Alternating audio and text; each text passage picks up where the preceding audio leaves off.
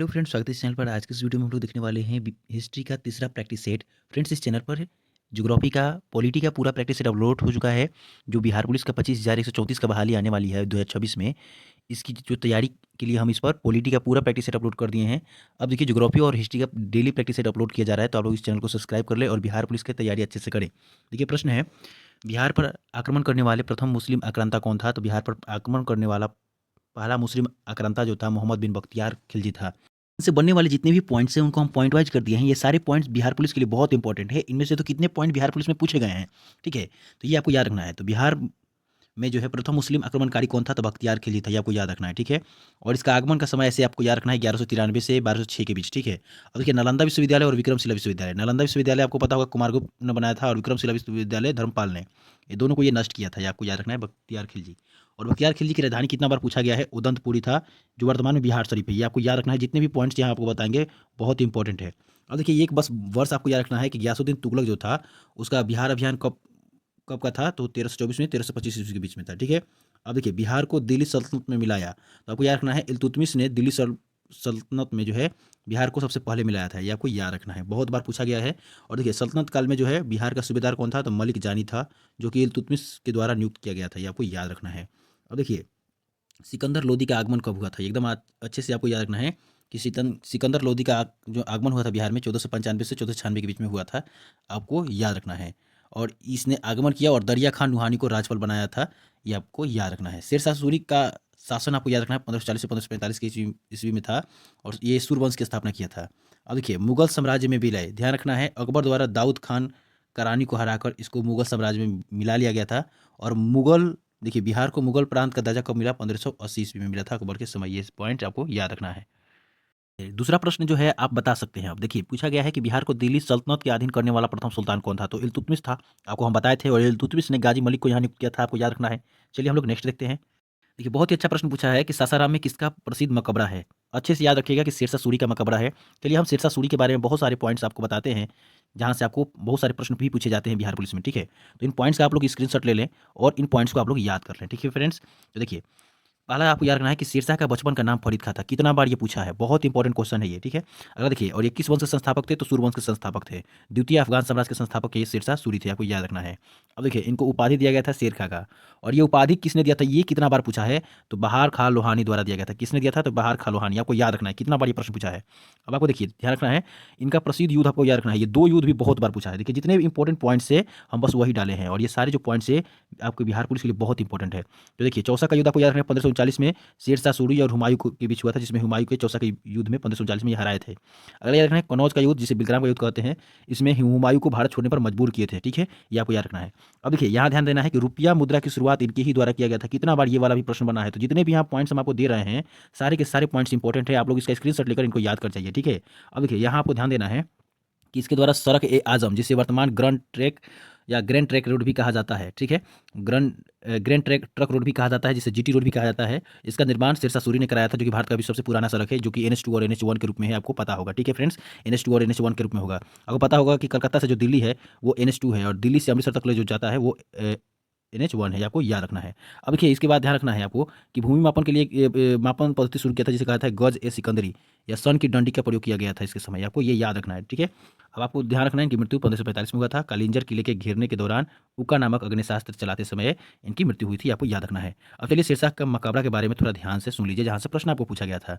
देखिए, जितने भी आपको एक प्रश्न से जितने भी पॉइंट्स बन सकते हैं वो सारे हम कवर करने का प्रयास किए हैं। तो आप लोग इसको लाइक एंड सब्सक्राइब जरूर करें, अपने दोस्तों को भी जरूर शेयर करें। देखिए, सासाराम के बारे में ध्यान रखना है कि शेरशाह सूरी का मकबरा यहाँ स्थित है, और इसे इंडो इस्लामिक वास्तुकला का बेहतरीन उदाहरण माना जाता है। किसको? तो शेरशाह का मकबरा को। और अगला ध्यान देना है, इसका आकार जो है अष्टकोणीय है। अब विशेषता यह है कि यह मकबरा जो है कृत्रिम झील के बीच में स्थित है। यह जो है मकबरा कृत्रिम झील के बीच में स्थित है। ध्यान रखना है, कनिंघम ने, जो कि जनरल अलेक्जेंडर जो कनिंघम कनिंघम था, वो इसकी तुलना ताजमहल से किया था और कहा था ताजमहल से भी ये सुंदर है, ठीक है? ध्यान रखना है। और निर्माण इनका पूर्ण कराया था उनके पुत्र इस्लाम शाह के समय इसका निर्माण पूर्ण हुआ था। आपको याद रखना है। और ऊंचाई आपको ध्यान देना है, यह अष्टकोणीय मंच पर बना है, जो इसे भव्यता प्रदान करता है। आपको याद रखना है। तो हम शेरशाह के मकबरा के भी बारे में बता दिए, क्योंकि इसके बारे में इसलिए बताया है क्योंकि ये बिहार पुलिस के लिए इंपॉर्टेंट हो सकता है, क्योंकि बिहार से है। चलिए नेक्स्ट, ये प्रश्न है कि सिखों के 10वें गुरु गोविंद सिंह का जन्म कहाँ हुआ था? तो आपको पता है कि सिखों के गुरु जो थे 10वें, उनका जन्म हुआ था पटना में, ठीक है?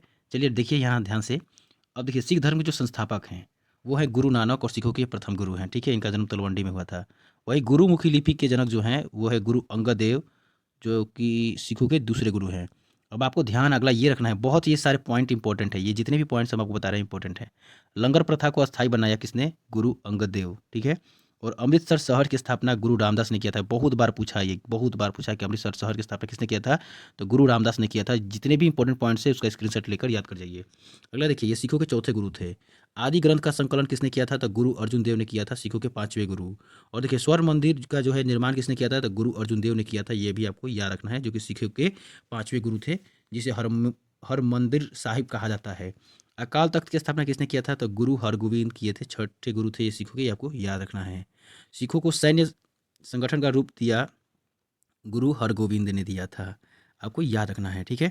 अब देखिए बाल गुरु के नाम से कौन प्रसिद्ध थे? तो गुरु हरि किशन, जो कि आठवें गुरु थे, ये बाल गुरु के नाम से प्रसिद्ध थे। हिंद की चादर या चांदनी चौक में कौन शहीद हुए थे? तो गुरु तेग बहादुर, सिखों के नौवें गुरु। खालसा पंथ की स्थापना 1699 में किसने किया था? तो गुरु गोविंद सिंह ने किए थे, 10वें गुरु। गुरु पद की समाप्ति गुरु गोविंद सिंह गुरु ग्रंथ साहिब को गुरु घोषित किया, ये आपको याद रखना है। पंच ककार क्या था? तो पंच ककार आपको ध्यान देना है, इसमें केस, कंघा, कारा, कक्ष, कृपान ये दिए थे, और इसकी शुरुआत गुरु गोविंद सिंह ने किया था, ये आपको याद रखना है। अब देखिए कुछ बातों को आपको बहुत ही अच्छे से याद रखना है, जहाँ से बार बार आपको कन्फ्यूजन भी रहता है और एग्जाम में प्रश्न भी आता है। जहांगीर ने किसे मृत्युदंड दिया था? तो गुरु अर्जुन देव को। और औरंगजेब ने किसको मृत्युदंड दिया था? तो गुरु तेग बहादुर को। गुरु गोविंद सिंह का जन्म कहाँ हुआ था? तो पटना में हुआ था। सिखों के अंतिम गुरु कौन थे? तो श्री गुरु गोविंद सिंह थे। और गुरुमुखी का प्रचलन किसने किया? तो गुरु अंगद ने किए थे, ये आपको याद रखना है। चलिए नेक्स्ट प्रश्न आपको ध्यान देना है 1857 की विद्रोह के बारे में, कि 1857 के विद्रोह के दौरान बिहार में क्रांतिकारियों का नेतृत्व किसने किया था? तो किसने किया था? तो ये आपको याद रखना है कि बाबू कुंवर सिंह किए थे। कौन किए थे? बाबू कुंवर सिंह। ऐसे प्रश्न आएगा तो आपको बताना है बाबू कुंवर सिंह, ठीक है। अब चलिए आपको कुछ बातें हम बताते हैं, इसको आप लोग ध्यान रखिएगा यहाँ से, ठीक है। देखिए पहला आपको याद रखना है कि जो बाबू कुंवर सिंह किए थे वो जगदीशपुर से किए थे। इन्हें बिहार का सिंह कहा जाता है। 80 वर्ष की आयु में इन्होंने अंग्रेजों के छक्के छुड़ाए थे। इनके बाद इनका भाई अमर सिंह जगदीशपुर से जो है 1857 क्रांति का नेतृत्व किए थे, आपको याद रखना है। पटना से किए थे पीर अली। ये कौन थे? पेशे से एक पुस्तक विक्रेता थे, बहुत बार पूछा गया है। इन्होंने पटना में विद्रोह का नेतृत्व किए और शहीद हुआ, ये भी आपको याद रखना है। छपरा में किए थे मोहम्मद हुसैन खान। छपरा सारण क्षेत्र में विद्रोह का ये नेतृत्व किए थे। गया से किए थे करीम अली। कौन थे? करीम अली थी, किए थे गया से, ठीक है। और राजगीर से किए थे हैदर अली खान, ठीक है। नालंदा राजगीर के क्षेत्र में ये सक्रिय थे। और नवादा से याद रखना है नाना सिंह और हैदर अली खान, ये किए थे। तो आपको यहाँ से कौन से पॉइंट पर ज़्यादा ध्यान देना है? तो जगदीशपुर पर ध्यान देना है, पटना पर ध्यान देना है, ठीक है। और छपरा पर ध्यान देना है। यहाँ से प्रश्न आते रहते हैं एग्जाम में। चलिए नेक्स्ट देखते हैं। देखिए प्रश्न है कि बिहार में चंपारण सत्याग्रह के लिए गांधी जी को किसने आमंत्रित किया था? तो राजकुमार शुक्ल ने चंपारण सत्याग्रह के लिए गांधी जी को बिहार आमंत्रित किए थे, लखनऊ समझौता में जाकर बता के। चलिए हम लोग नेक्स्ट इनसे बनने वाले पॉइंट्स को देखते हैं। देखिए इसकी शुरुआत 1917 में हुआ था और इसका नेतृत्व महात्मा गांधी किए थे चंपारण सत्याग्रह का, ठीक है। और भारत में गांधी जी का ये पहला सत्याग्रह था। निमंत्रण दिए थे राजकुमार शुक्ल लखनऊ समझौता में गांधी जी को 1916 में। कारण यही था 3 कट्ठिया प्रणाली, यानी जमीन के 20 कट्ठे के 3 कट्ठा पर नील की खेती कराई जा रही थी और ये जबरन कराई जा रही थी। और गांधी जी के सहयोगी यहाँ कौन थे? गांधी जी के सहयोगी डॉक्टर राजेंद्र प्रसाद, JB कृपलानी, अनुग्रह नारायण सिन्हा, ब्रजकिशोर प्रसाद, महादेव देसाई। आंदोलन का परिणाम क्या हुआ? 3 कट्ठिया प्रणाली समाप्त हुई। अवैध वसूली का 25% हिस्सा किसानों को मिला, ये आपको याद रखना है। और इस आंदोलन की सफलता के बाद रविन्द्रनाथ टैगोर ने ही इनको महात्मा की उपाधि दिया था, ये भी पूछा जाता है। चंपारण सत्याग्रह की सफलता के बाद ही रविन्द्रनाथ टैगोर ने इन्हें महात्मा की उपाधि दिया था। चंपारण एग्रीगन एक्ट के बारे में आपको ध्यान देना है कि यह 4 मार्च 1918 को पारित हुआ था, ये आपको याद रखना है। बहुत बार पूछा गया है तो कितना लड़का 1917 मार देता है, जो कि गलत है। 1917 नहीं 1918 होगा, ठीक है। चलिए हम लोग नेक्स्ट प्रश्न देखते हैं। देखिए कितना बार क्वेश्चन पूछा गया है कि पृथक बिहार राज्य के गठन हेतु आंदोलन का नेतृत्व किसने किया? सच्चिदानंद सिन्हा ने किया था, ये आपको याद रखना है। अब देखिए यहाँ से 2-3 पॉइंट्स आपको याद रखना है जो भी हम बताने वाले हैं। तो देखिए प्रथम पृथक राज्य का मांग जो है वो सच्चिदानंद सिन्हा ने ही किया था बिहार में। बिहार प्रादेशिक सम्मेलन 1908 में मोहम्मद फारूकुद्दीन जो थे वो पृथक बिहार का प्रस्ताव रखे थे। बिहार प्रादेशिक सम्मेलन जो 1908 में हुआ था, वो उसमें मोहम्मद फर्रुखुद्दीन पृथक बिहार का प्रस्ताव रखे थे। दिल्ली दरबार की घोषणा 1911 में बिहार और उड़ीसा को बंगाल से अलग करने की घोषणा की गई। ये आपको याद रखना है। ध्यान देना है, विधिवत स्थापना 22 मार्च 1912 को किया गया था, इसलिए बिहार में 22 मार्च को बिहार दिवस के रूप में मनाया जाता है। और बिहार के प्रथम जो राज्यपाल उस समय बने थे, ये आपको याद रखना है। कितना बार पूछा है ये वाला भी, तो सर चार्ल्स स्टुअर्ट बेली ने बना था बिहार के प्रथम राज्यपाल। उड़ीसा से बिहार अलग हुआ 1 अप्रैल 1936 को, ये आपको याद रखना है।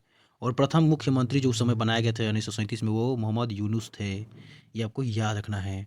और प्रथम आधिकारिक जो है मुख्यमंत्री बने थे, वो डॉक्टर श्री कृष्ण सिंह, जिन्हें बिहार के केसरी कहा जाता है, वो बने थे। प्रथम विधानसभा अध्यक्ष बने थे राम दयालु सिंह। और झारखंड से विभाजन बिहार का हुआ 15 नवंबर 2000 ईस्वी को, ये भी आपको याद रखना है। सच्चिदानंद सिन्हा से आपको कुछ बातें याद रखना है। ये आधुनिक बिहार के निर्माता और पृथक राज्य आंदोलन के मुख्य सूत्रधार थे सच्चिदानंद सिन्हा। डॉक्टर राजेंद्र प्रसाद, आपको पता होगा, बिहार में राष्ट्रीय आंदोलन के प्रमुख नेता थे और भारत के प्रथम राष्ट्रपति थे। डॉक्टर श्री कृष्ण सिंह जो थे, ये बिहार के पहले मुख्यमंत्री जिन्होंने राज्य के नवनिर्माण में योगदान दिया था। अनुग्रह नारायण सिंह, इन्हें बिहार विभूति के नाम से जाना जाता है, जो बिहार के पहला उप मुख्यमंत्री बने थे, आपको याद रखना है। ठीक है, नेक्स्ट प्रश्न देखिए, नेक्स्ट पॉइंट भी देखिए अभी। तो देखिए बिहार से कौन कौन सी और पॉइंट्स बन सकता है। तो प्रथम विभाजन 22 मार्च 1912 को हुआ था, 22 मार्च को बिहार दिवस के रूप में मनाया जाता है। द्वितीय विभाजन 1 अप्रैल 1936 को हुआ था। तृतीय विभाजन 15 नवंबर 2000 ईस्वी को हुआ था, जिसमें झारखंड अलग हुआ था। इसकी राजधानी जो है पटना है, बिहार की तो जानते हैं आप लोग। और इसकी प्राचीन नाम जो है पाटलिपुत्र, कितना बार पूछा है, पुरुषपुर और कुसुमपुर है। ठीक है, ये इनकी प्राचीन नाम से प्रश्न आया है। पटना उच्च न्यायालय की स्थापना 1916 में हुआ था, ये भी आपको याद रखना है। और इसकी राजकीय भाषा क्या है, हिंदी है। और द्वितीय राजकीय भाषा उर्दू है। प्रथम मुख्यमंत्री डॉक्टर श्री कृष्ण सिंह हैं। और प्रथम राज्यपाल जो थे जयराम दास दौलत राम थे। विधानमंडल का स्वरूप क्या है, बिहार में द्विसदन है, विधानसभा भी है और विधान परिषद भी है। अब बिहार से ये पॉइंट्स आपको याद रखना है कि बिहार में 9 प्रमंडल है, 38 जिले हैं, 101 अनुमंडल है और 534 प्रखंड है, ये आपको याद रखना है। बिहार विधानसभा की सीटें जो है 243 है। उसी तरह याद रखना है, विधान परिषद की सीटें 75 है और लोकसभा की सीटें 40 है और राज्यसभा की सीटें 16 है। जितने भी पॉइंट बन सकते हैं इंपॉर्टेंट हम करा दे रहे हैं फ्रेंड्स। ठीक है, इनका आप लोग स्क्रीनशॉट लेकर इन प्रश्नों को याद कर जाइए। अगला आपको ध्यान देना है, बिहार में किसान सभा की स्थापना किसके द्वारा किया गया था। तो बिहार में किसान सभा की स्थापना आपको याद रखना है, स्वामी सहजानंद सरस्वती के द्वारा किया गया था। चलिए, किसान सभा से बहुत सारे प्रश्न आते हैं, हम एक नहीं कह सकते, बहुत सारे प्रश्न आते हैं। बिहार किसान सभा हो या अखिल किसान सभा हो, तो यहाँ से प्रश्न आते रहते हैं। तो चलिए, यहाँ से हम जितने भी प्रश्न आते हैं उनको हम करा देते हैं एक एक करके। तो देखिए, आपको ध्यान देना है कि स्वामी सहजानंद सरस्वती जो थे, इन्हें भारत में किसान आंदोलन का जनक भी माना जाता है, आपको याद रखना है। स्वामी सहजानंद सरस्वती को ये याद रखना है। और बिहार प्रांतीय किसान सभा का गठन कब हुआ था, कितना बार पूछा है। 1929 में सोनपुर मेले के अवसर पर बिहार प्रांतीय किसान सभा का गठन किया गया था। प्रथम अध्यक्ष स्वामी सहजानंद सरस्वती इसके बने थे, आपको याद रखना है। अगला ध्यान देना है कि इसके प्रथम सचिव श्री कृष्ण सिंह बने थे, जो बिहार के प्रथम मुख्यमंत्री थे। ये वाला तो कितना बार पूछा है, अखिल भारतीय किसान सभा का गठन, ठीक है, कितना बार पूछा है। अखिल भारतीय किसान सभा का गठन 11 अप्रैल 1936 को लखनऊ अधिवेशन में हुआ था, ये आपको याद रखना है। ठीक है, और इसका उद्देश्य क्या था, तो जमींदारी प्रथा का उन्मूलन, लगान की कमी और किसानों को उनके भूमि का अधिकार दिलाना था।